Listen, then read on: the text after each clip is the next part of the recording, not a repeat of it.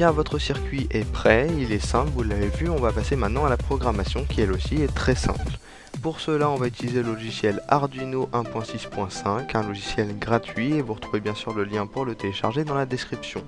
Peu importe si vous avez un vrai Arduino ou un faux, le logiciel est libre et s'adaptera sur les différentes cartes.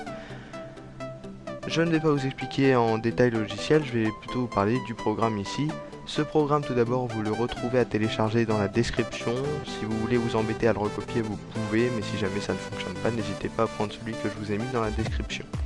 Je vais vous l'expliquer rapidement. Donc tout d'abord, on va définir les états de démarrage de notre programme. On va juste indiquer à notre Arduino qu'on a une sortie sur la borne 9, sur la broche 9. Et ensuite, on va mettre donc ici la boucle qui va être répétée. On va demander d'écrire l'état de la broche 9 basse pendant 1 seconde, puis haut pendant 1 seconde également. 1000, c'est parce que le délai se met en millisecondes.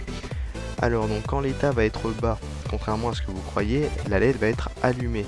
Et quand l'état va être haut, la LED va être éteinte. Pourquoi? Parce que vous avez vu tout à l'heure dans notre circuit électronique que d'un côté la LED est reliée à la sortie 9, à la broche numéro 9, et de l'autre côté au 5 volts. Donc si on met un niveau haut à la sortie 9, on a 5 volts de chaque côté, donc on n'a pas de masse, donc la LED ne s'allumera pas.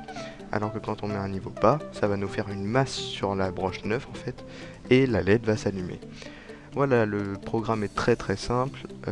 Si jamais vous avez des questions, n'hésitez pas à les poser en commentaire bien entendu. Et tout de suite, on va se retrouver pour tester ce petit programme. Pour le mettre dans votre carte, vous branchez votre carte Arduino à votre PC. Vous allez dans Outils et vous sélectionnez le port. Moi, c'est rapide, il vous le marque là normalement. Et vous vérifiez bien que le type de carte est le bon. Et puis ensuite, vous vérifiez le programme et vous le téléversez. Normalement, tout se passe bien. Si jamais ça ne se téléverse pas ou si la vérification échoue, n'hésitez pas à prendre le code que je vous ai mis dans la description qui lui a été vérifié par mes soins. On se retrouve tout de suite pour le test. La programmation est terminée, vous avez fait le circuit, vous avez fait la programmation, il ne vous reste plus qu'à vérifier le programme et à le téléverser sur l'appareil. Pour moi c'est déjà fait et on va tout de suite le tester.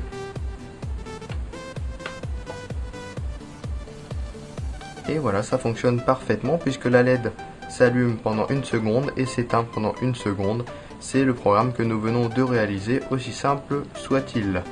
On se retrouve très vite pour un nouveau tutoriel. Le second tutoriel Arduino portera sur l'extinction petit à petit de la LED avec un circuit similaire. On se retrouve très vite sur les magiciens du net, à bientôt.